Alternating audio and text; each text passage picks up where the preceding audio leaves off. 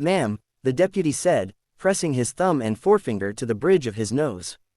You called emergency services, because a man is occupying his own home. Geraldine Masters, president of the Whispering Pines Community Council, let out a high-pitched screech that rattled nearby wind chimes. He's here without council clearance. That breaches Clause 9 of the occupancy protocol.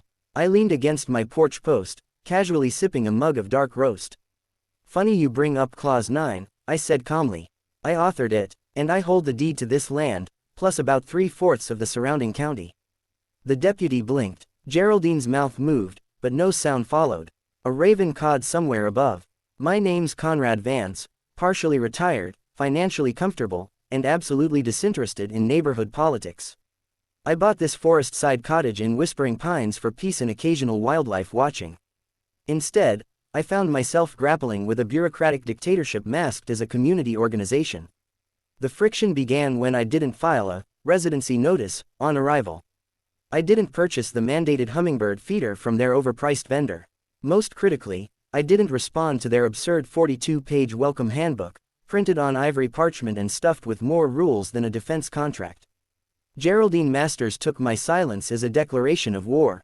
A former compliance clerk turned regulation crusader, she ruled the neighborhood with a rigid binder and laminated citations. Her husband, Eugene, had taken refuge in his garage and rarely emerged except for meals or roll call at monthly meetings. Geraldine, no taller than a Kotrak, strutted through Whispering Pines like a general. Her snowy white bob was never out of place, and her slacks had creases sharp enough to slice paper. Her glasses swung from a chain that jingled ominously during her morning patrols. First came the infraction notice, excessive residency duration. I had been there for over 3 days without an extended stay permit. I brewed another coffee and ignored it.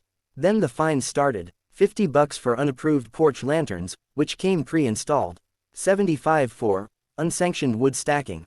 Apparently, logs needed to be aligned at a regulation angle. The highlight, a $100 fine for displaying antlers out of season. I had found them during a hike and mounted them above my door. Geraldine insisted antlers were only permitted between October and December. She later tried to ban my fire pit. Storming up during a quiet evening, she announced it was symbolic, not functional. It's on my lot, I replied, calmly rotating a marshmallow. But visible from shared zones. That subjects it to communal ambiance limitations. Flames post 6 p.m. breach our tranquility standards. I offered her a s'more. She stormed off, muttering about renegades. Then came the daily patrols. Geraldine would linger precisely at the edge of my property, scribbling notes about everything from my chair angles to my mug brand. She claimed non-standard coffee vessels were a covenant breach. Next were the surveillance additions. Trail cameras installed under the guise of wildlife safety, capturing little more than my arrivals and exits. And then came the drone, hovering ominously over my breakfast table one morning. It had Council Sentinel scrawled on the side in marker. Her pièce de résistance was the 911 call. I later got the recording. She reported, quote, an unregistered male engaging in beverage activities on council-managed terrain. Which is how Deputy Harris found himself on my deck, with Geraldine flapping behind him like an angry seagull. He's been here 2 weeks. She barked. That's beyond recreational limits. I have the paperwork. Can you prove he doesn't own this place, ma'am? Harris asked, wearied. Of course he owns it, she snapped. But rules are rules. What she didn't know was that 6 months ago, I'd bought a sprawling estate package from a lumber corporation looking to offload assets. Included were vast woodland parcels, commercial sites, and the foundational land grants for half the neighborhood. Turns out, my legal team discovered that I owned not just my cabin, but the land beneath Whispering Pines itself. That included mineral rights, water usage, and even the substructure beneath the community center. I had kept this quiet until now, but Geraldine's emergency stunt moved up my reveal. Deputy Harris, I said, I appreciate your time. Miss Masters here may be interested to learn that I'm not merely a property owner. I'm the property owner. I retrieved a folder labeled, Ownership Bombshell, and handed over the summary sheet. Harris' brows arched. Geraldine's face twitched. Forged, she croaked. Surely. He passed her the document. I watched her scan it, her expression shifting from confusion to horror. This says he owns everything, she mumbled. Correct, I said, and there's a council meeting Thursday, yes. I believe I'm entitled to attend. Panic followed. Eugene visited me with a peace offering IPA and gossip about Geraldine's frantic strategy sessions. Come Thursday, I walked into the council center in a sharp blazer with a thick folder and a warm apple pie. The pie was a calculated gesture. Sweeten them up before the takedown. The full board was present, 6 members stiff with unease. Geraldine sat front and center, pride cracking but not crumbling. Evening, I said cheerfully. Let's chat about my special role in our lovely community. Janice Tolliver, who ran the quilt shop, nervously apologized. Mr. Vance, we had no clue about the title situation. Alleged title situation, Geraldine snapped. I handed out deed copies. Let's review. First, the master deed. Then, the original charter, which grants the master landholder veto power over all decisions and allows them to propose amendments via simple majority. Richard Lowe, a retired accountant, turned pale. This gives you unilateral exemption privileges.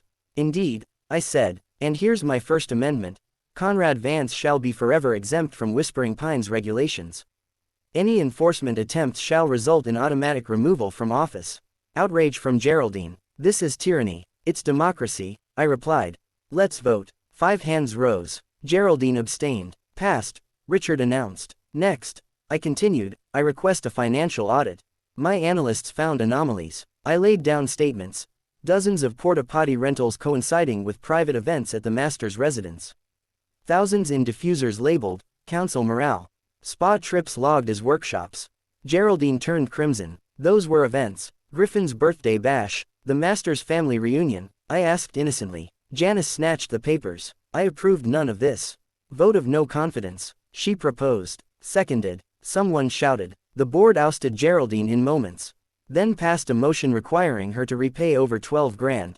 One last amendment, I added. Anyone who has fined residents for wildlife presents or decorative items is banned from office. It passed 4-1.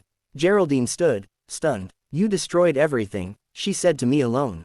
I just wanted peace. You brought war. She left trembling. But she wasn't done. She soon launched a blog called The Lodge Rebellion, claiming I was part of a billionaire scheme to dismantle HOAs. She wasn't entirely wrong. I had bought several WA lands, mostly for the silence they offered.